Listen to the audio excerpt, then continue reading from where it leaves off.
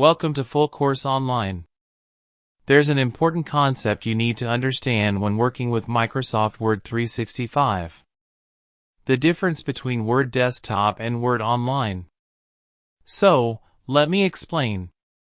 When you launch Word from the Start menu, or from the taskbar, you are opening the desktop version.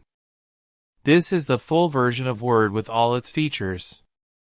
In the past, this meant you were tied to your PC.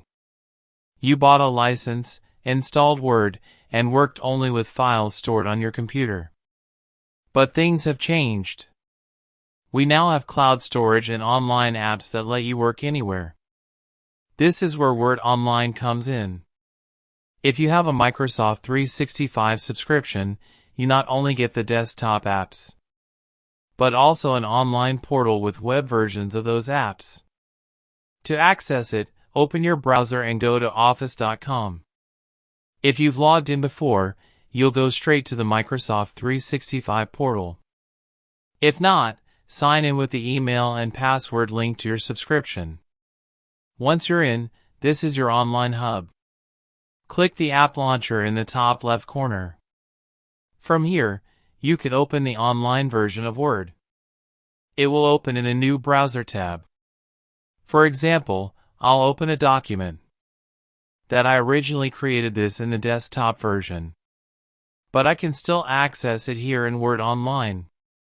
Now, let's compare the two versions. Word Online looks a little different. It has fewer ribbons and fewer advanced features. For example, in the desktop version, the Mailings tab lets you do things like mail merge.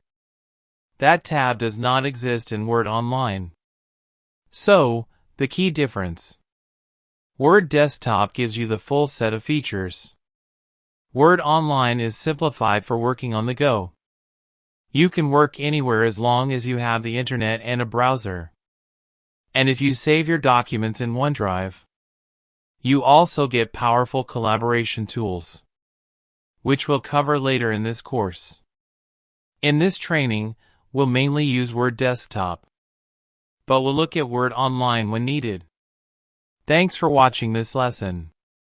In the next video, we'll start exploring the Word interface step by step. Make sure you subscribe and turn on notifications so you don't miss any part of this course. See you in the next lesson.